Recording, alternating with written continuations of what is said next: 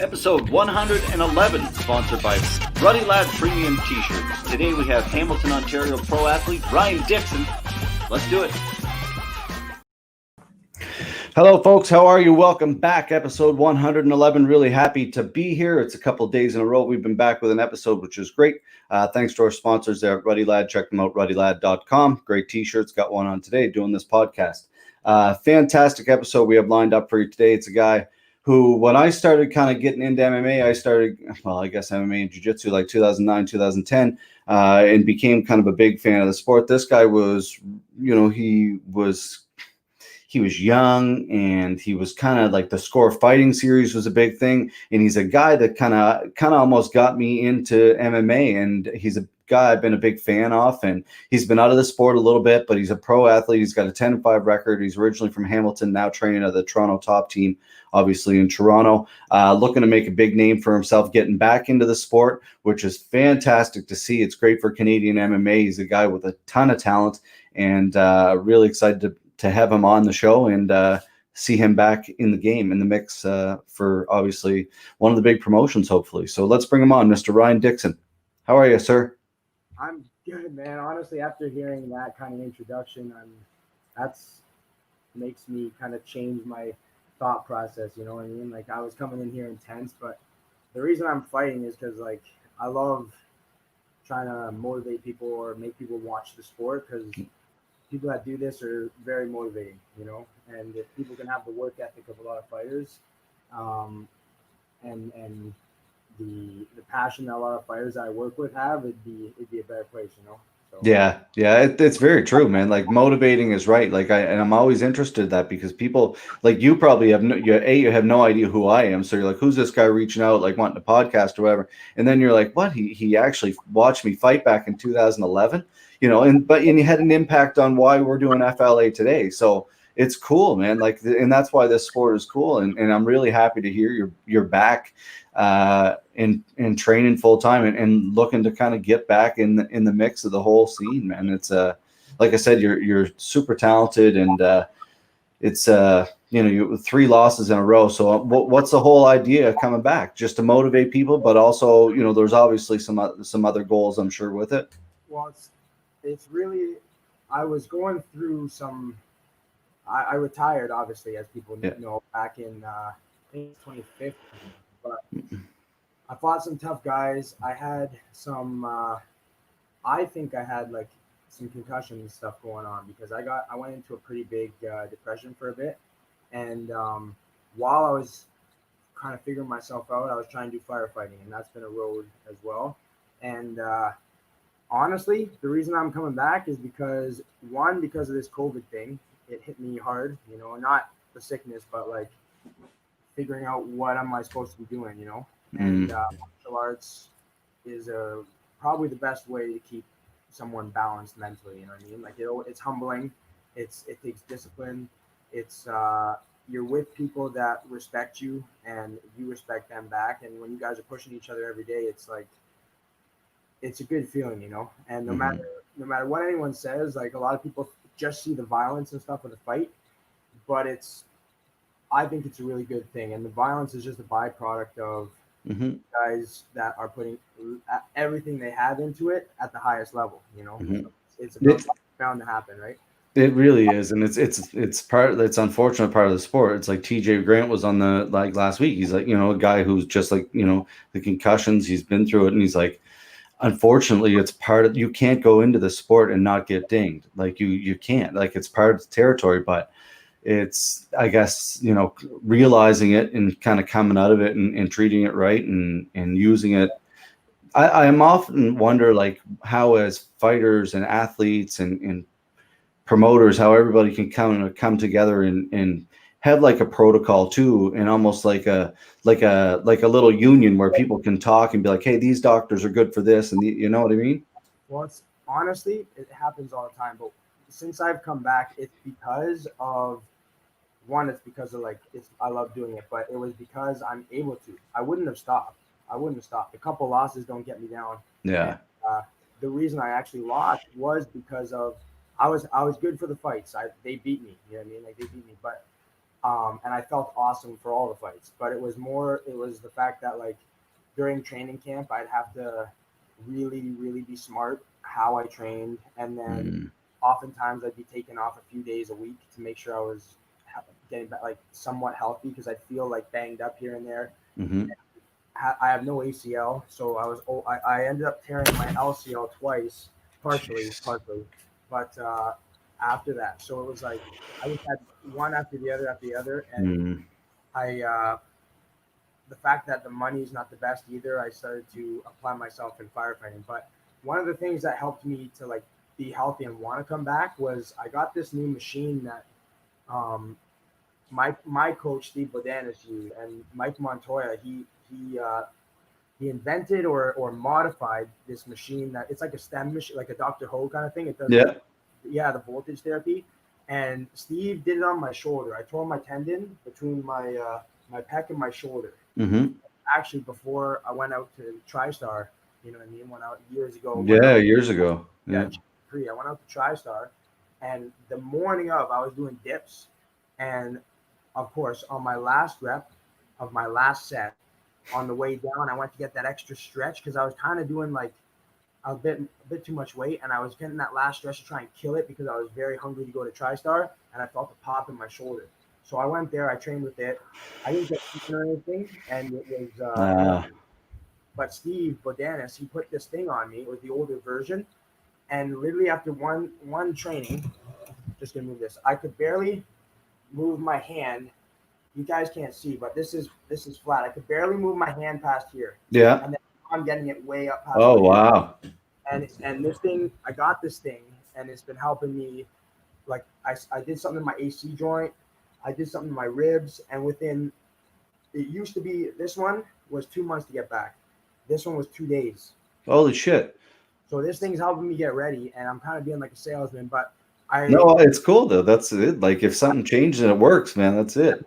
But this thing is the whole point of this was that I'm actually able to, like, I was training here and there when I was trying to do firefighting, but as soon as I would push it hard, my body would break down. Mm-hmm. I haven't stopped. I've been going all COVID, pushing harder than I've ever pushed with bigger guys than me, and I'm healthy as a clam. You know what I mean? So it's nice.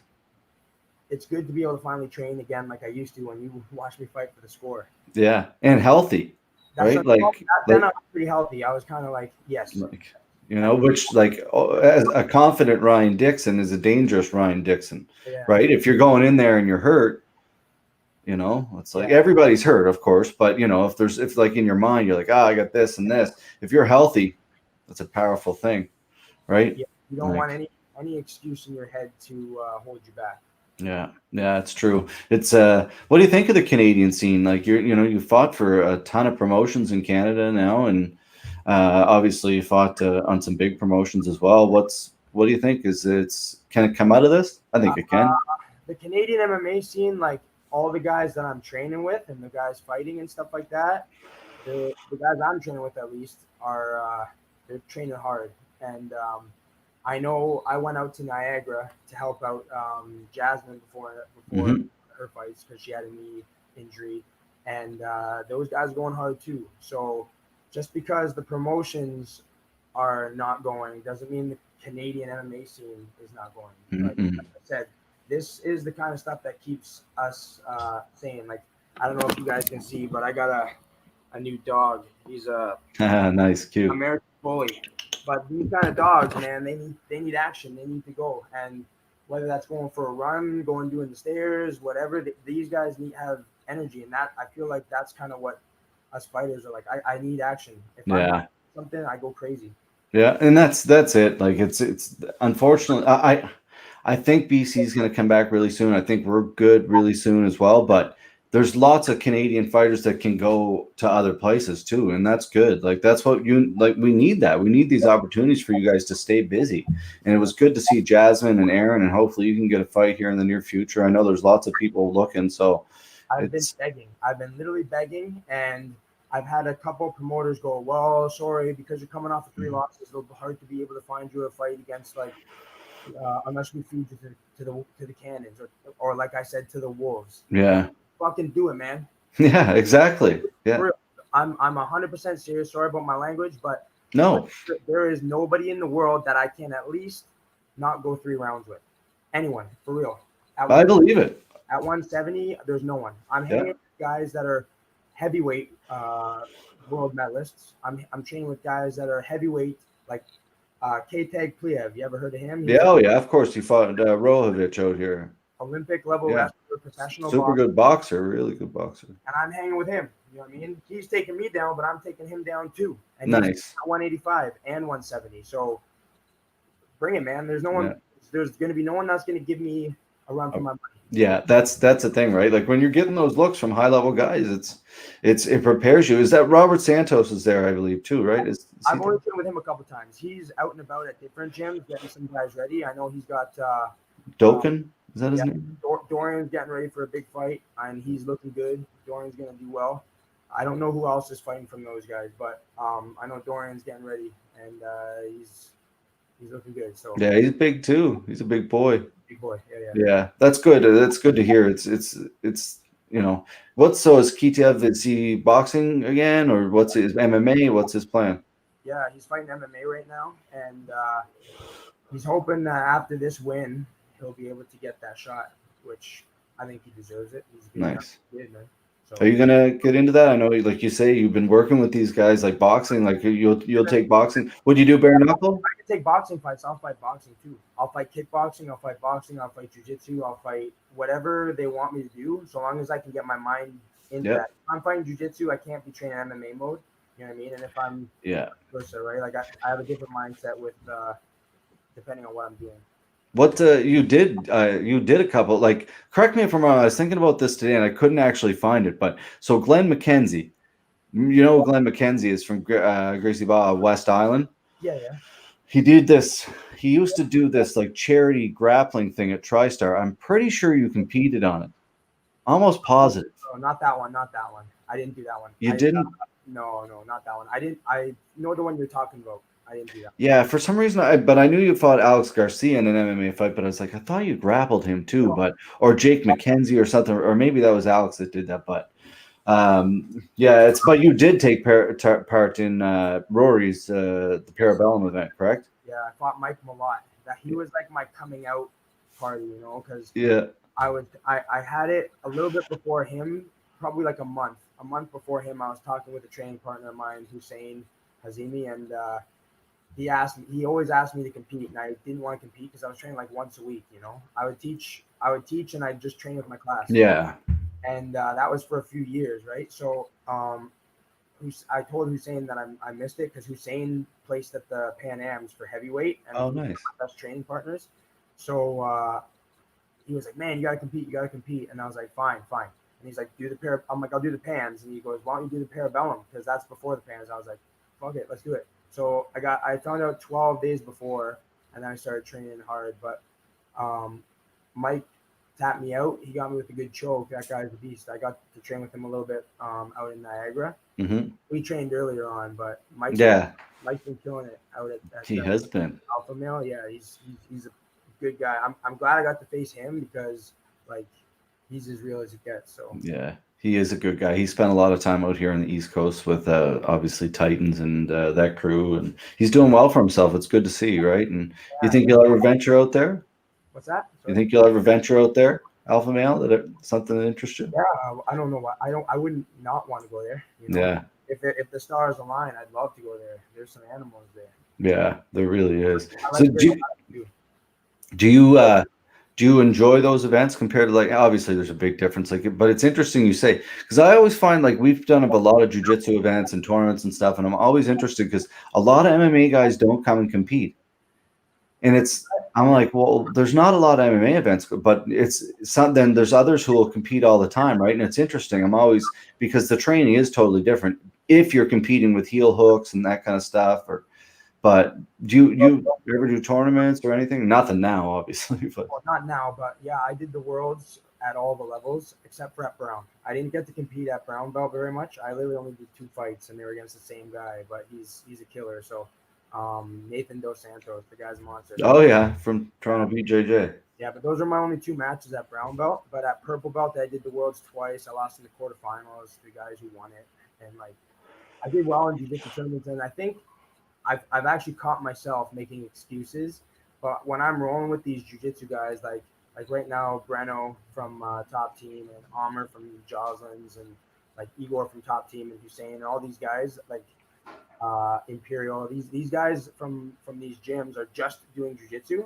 Mm-hmm. So without the punches, that takes away a big weapon. Oh. It's very frustrating to try and pass these guys guards or wrestle them if they're going to pull guards. So a lot of MMA guys aren't wanting to feel that frustration. Their ego is getting in the way. But in my mind, since I started, I think it was GSP, but I wanted to be able to hang and like actually strike with world-class strikers. And I proved that I could do that when I went down to Mayweather gym. I wanted to be able to prove that I could wrestle with the just wrestlers and just jiu-jitsu and all that kind of stuff. And if you can do that, then you can enter and fight anyone. You know what I mean? Like if you can hang with world champion wrestlers, then you can wrestle anyone in MMA. Mm-hmm. Right? Expose yourself. Yeah, you're exposing yourself big time, because it's impossible to get world class in one discipline or more than one discipline. So whether that be MMA, wrestling, jiu-jitsu, boxing, but only one. You can be like good at everything, but world class is really hard. So a lot of guys are not willing to face that ego storm, you know? Yeah, it's interesting. It's like you say, ego is a big thing, but I look at it exactly like you would. Like if I'm an athlete, like I'm a jiu-jitsu guy, but like I'm not looking to grow my MMA career. And if I'm looking to grow my MMA career, I'm grinding every night with higher level jiu-jitsu guys once a day, higher level MMA guys, wrestlers, whatever I need to do to make my whatever part of my game better. Yeah. I want to get smashed. Oh yeah. Like, you know, so. Well, I don't want to get smashed, but I want to get to the well, you know, yeah, I guess. Yeah, but I want to be pushed as hard as I can be. You know what I mean? Like if I'm just wrestling MMA guys that are like pretty good, that's fine. But because I'm going to be fighting MMA guys. But if I'm training with world class wrestlers, you know what I mean? Like at Brock or right now at Niagara too with Cricket and those guys. At Top Team, we've got like tons of good wrestlers. So if I'm training with world class wrestlers, an MMA wrestler is going to be like a watered down version. Yeah. It's the game's crazy how it's evolved. What do you think? Like again, like you're a guy who's been around forever. Like you've been at this sport. When I say forever, you know, like you're looking at now probably 10 years as a pro. Yeah, that's a decade. If you don't include my retirement, yeah, I think I turned pro when I think I might have just turned 21, or it was just before I was 21. Yeah, a completely different person than now. Oh yeah. Well, you have to be, and I'm telling some of these guys are training really hard that it's good. Everybody trains hard. You know what I mean? When I went to Brazil, they trained so hard. When I went to Brock, they trained so hard. When I go to Joslins, like when you go to different countries, everybody's training hard.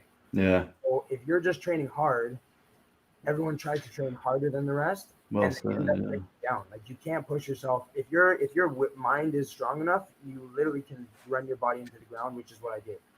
So it's not who can train harder; it's who can train smart. Yeah. And I've added yoga into my routine. Like seriously, I like I said, I spent a lot of money on that machine.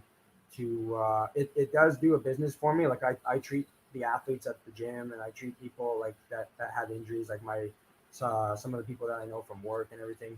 But I invested in that because that's what you do to be healthy. Like I'm as lean as I've ever been because I'm following a diet really strict now. I kind of went not vegan fully, but I don't eat that much meat as much anymore. And it's a whole package, right? If you're hurt and you're sore, you got to take a day off, you know? Yeah. How to train really hard sometimes, but you got to learn how to play around and chill, like technique kind of stuff as well. So it's like whoever can train the smartest and use the smartest game plan as well is the one who's going to win. And I think that's where I'm going to really mess up. I guard Hopkins. That's my nice. For as a combat athlete, that guy was fighting till he was almost 50, and he's a machine. Just smart. That's the thing. Like when you're fighting like guys for you, you're not fighting. Like I'm shocked that promoters would say that to you because I look at you as like a super high level guy still. Like really, like so to beat people like you know, like well, throw me to the lions, man. That's it. That's the whole idea. I am the fucking lion. So you know, it's to me, it's kind of interesting. And you're fighting guys at that high level, like nothing's going to be easy, right? So, at that level, you got to be able to be like, like you say, fight smarter, and everybody's good. Everybody. It's like, it's, again, going back to TJ's, like everybody's tough. I don't need to prove in sparring every day that I'm tough. I already know that I'm tough. I'm a professional fighter, so I don't need to prove that. Like I need to train smart, and like you just said, right? Which is, it's interesting how the sport's evolved like that too. Yeah, but to answer you didn't really ask a question, but I just want to highlight a point that you brought up with like, I can't believe they're saying like, oh, we don't know if we can find a fight for you because they might be tough. I'm like, I lost my last fights, yes, but did you see who I was fighting my last? Like, ever since Dewsbury, I pretty much fought tough guys. You know what I mean? Very. That last fight too, he was like, so I don't know if you probably are aware now, he's fighting at middle, like he fights at middleweight now, Sean Burrow. Yeah, he missed weight in our fight by almost 8 pounds. He missed weight in his last fight too. Yeah, he almost missed weight by 8 pounds. He took one aborted decision and all that, and he won by a cut. You know what I mean? Like, not saying he wasn't winning at that point, but I get better as the fight goes on, and that was a fight. So 5 rounds is a long time, but he won by a cut. Fuck, I'll fight him at 185 if they want. Yeah, well, that'd be a cool rematch. That would be a very cool rematch. Interesting. And that guy's a good striker, and I tried to strike with him last time, which was stupid. But now I'll try to strike with him again, and it won't be stupid.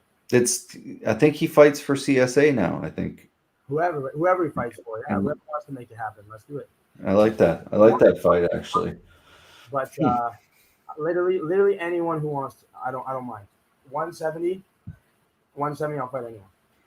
Well, yeah, to me, like you're still definitely one of the best names in the country. It's interesting that, like, I think there's lots of really good fights for us coming back. What we're gonna do is, we've talked about it, and it probably is gonna happen. We're gonna do tournaments for our belts, for our pros. Like we're gonna do 4-man tournaments to start off, like welterweight, middleweight, bantamweight, all from across the country, and just like bang out middleweight, like every kind of tournaments for belts, kind of thing on the same card. 2 fights on the same card, the next card, the championship fights, kind of thing. Or so, yeah, that's our plan. So we want lots of top talent. Like we're not here to, our first event, we kind of came with a little bit of steam off it, but now obviously COVID's kind of shut us down. But I think there's lots of room for people like you, man, to come back and make a name and then make that leap again. Is that the plan?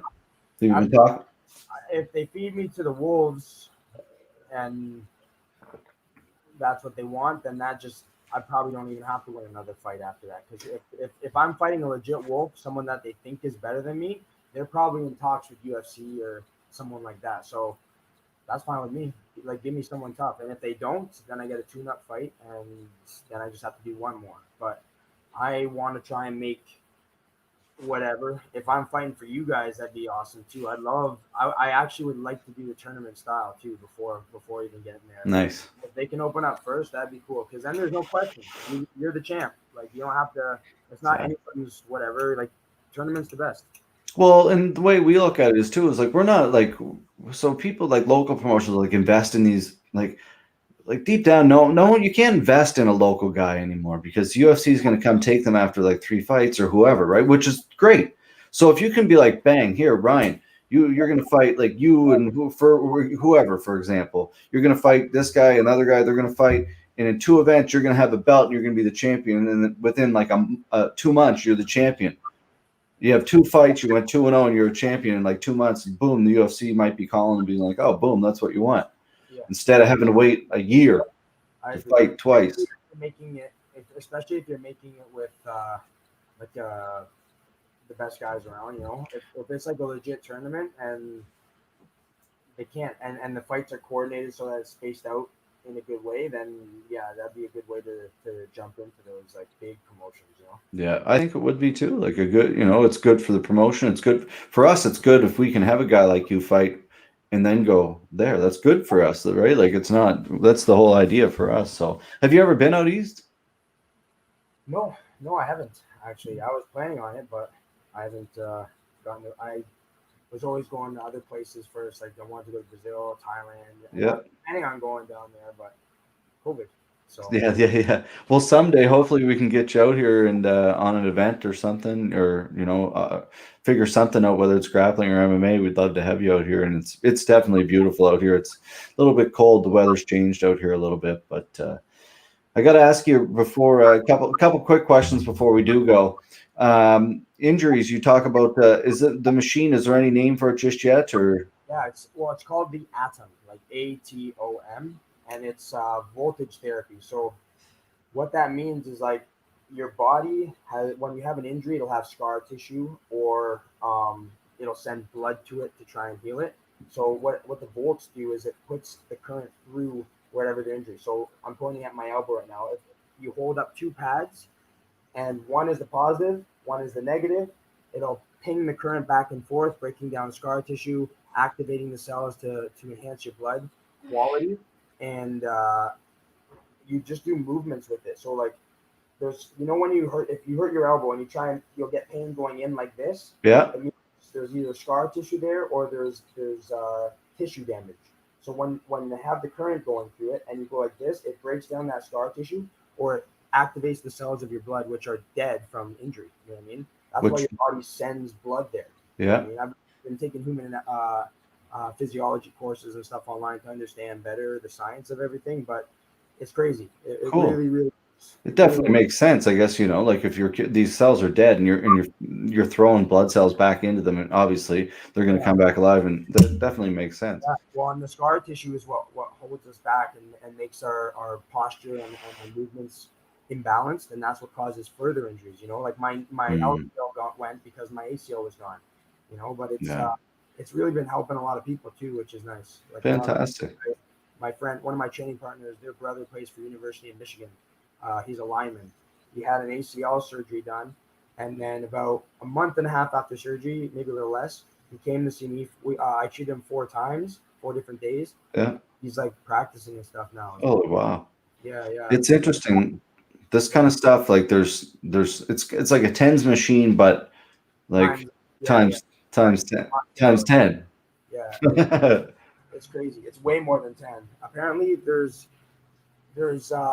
we'll say there's like 400. I'm making it up. Like I have the numbers, but I don't want to dig into my phone for the actual numbers. But within the hundreds, it pings back and forth with like Dr. Ho.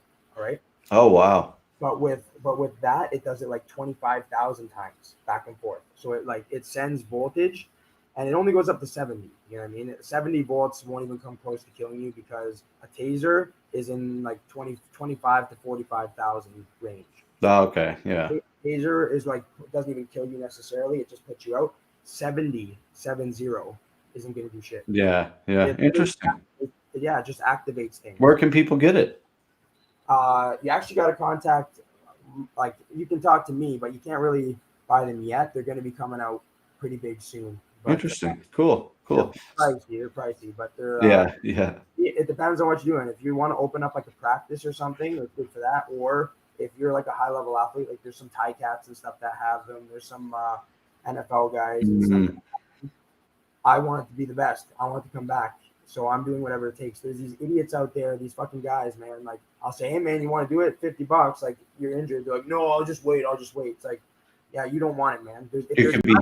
Paying what I'm paying for this thing and doing everything it takes, and you guys aren't even willing to spend like $50. Yeah. Don't want it. So that's another reason why I want to come back, man. I want this. Yeah, that's the thing. Me. No one that's exactly it. If you got to make those sacrifices and do that, and if those, I'm always interested in that, because some people are like, I'll heal naturally or whatever. But if you can take that advantage, if there's something that's working, take it. TJ Dillashaw bought like one of those hyperbaric chambers. Do you remember the I watched it on UFC Embedded.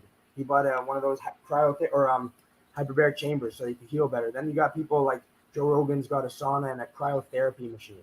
You know what I mean? Like, if you can afford it, great. It speaks for itself, though. If you want to make it happen, you'll make it happen. Yeah, that's it. Take every advantage you can, man.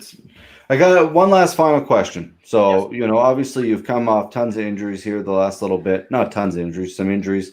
You're healed up, you're ready to go. For a kid, like I ask a lot of athletes like yourself this, for a kid who's kind of coming up, they're 21, 23, 24, whatever, in the limelight, and they get in a funk and now they're coming back. how do they get to that level? You gotta be smart. Like, listen to the coach. Like, you gotta pick the right coaches first of all. Like, not every coach is awesome, but I mean, listen to your coach, and then always. Well, this goes with everything. You know what I mean? So like, listen to whoever can guide you, and then always seek like extra opinions. Like, I'm watching what John Danaher is doing. I'm watching what my coaches and stuff are doing. I'm watching. Like, I literally study everybody that is successful. Nice. And see what they're trying to do, how they're getting better, how they act, and all that kind of stuff. And then I put my spin on it to try and like see what fits for me, because everyone's a little bit different. Some people their body can go longer, some people this or that. But the main thing I would tell anyone to cut it short, like if someone's trying to come up, try to surround yourself with people that actually care about you, and not about just like saying they want to have fighters around and stuff like that. Find a coach team that's like that cares about you and will hold you back if you're sore. You know what I mean? Guys that will advise you to do the healthy choices. Not throw you to the wolves, man. I couldn't agree. That more people who are out for the best of you, and surround yourself with the right people. That's great advice. And it goes with everything. Yeah, it does. It's not just fighting, man. It's in life too. It's exactly kind of like you're doing that. Like, if you want to be the best and you want to come back, you got to not just do the right things. You have to surround yourself with the people who want the same thing. Yeah. It's that journey together. If you're fighting that uphill battle and then you got dickheads beside you, you're like, you can't do this. Well, see ya. I'm not interested, right? So, who's got the stinkiest gear you ever trained with? Oh man, I don't know, because they always complain. So if someone like. I think everyone's too nervous to stink. If you have stinky gear, like I'll get annoyed with you. Yeah, it's bad. You're risking infection and stuff.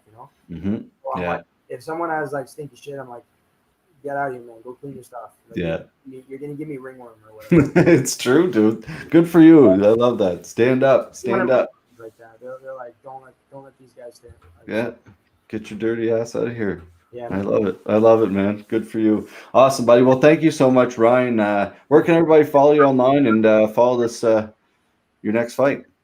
Well, you can follow me at Ryan Dickson, RyanDickson 10. That's my Instagram, and I pretty much just use that. I don't use Facebook really anymore, and I post all that stuff for the Atom and like different testimonials on there. Yeah. It's just been my fights. I've been trying to get a fight, so I've just been blasting that out there as much as I can. Nice, awesome. Well, hopefully we can get you something soon, man. Or whether it's in the States or here in Canada. So keep working, man. Send me out to the desert. Bring me out to Abu Dhabi, or bring me out to Europe or wherever. I'll fight anywhere. Literally anywhere. That's it. So long as they cover my flight, or give me enough in my purse to cover my fight. I need some money, because I'm not. It's COVID, right? I'm not making money right now. Of course, yeah.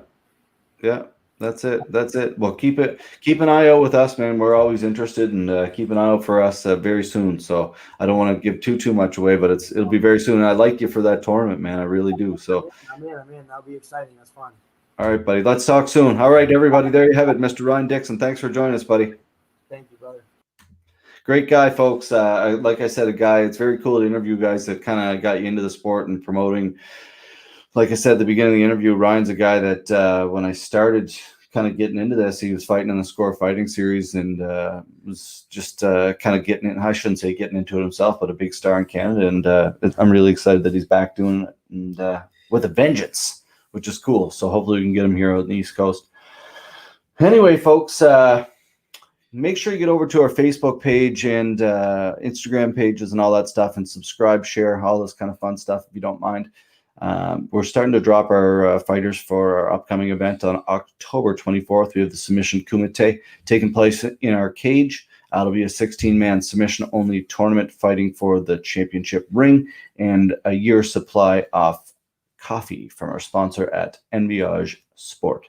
It'll be fantastic. We also have 3 or 4 different matches going on that. It's only available on pay-per-view, so make sure you head on over to fightleagueatlantic.com and you can pre-order that in the next few days or so. We'll have the pre-order up and pre-order, and he definitely has that fight mentality. He's a really great guy, so Make sure you give him a follow, Todd, up in Northern Ontario. Give one of your Ontario compadres a follow. All right, folks, let's get out of here. I'm doing too much talking, and we'll see you tomorrow. Tomorrow night, Christine Royal Fader is back at 9:15, 9:30 tomorrow night. She'll be hosting a show with Emily Kwok, black belt, Canada's first black belt and most successful as well. So it'll be great to have them on, and we'll see you then.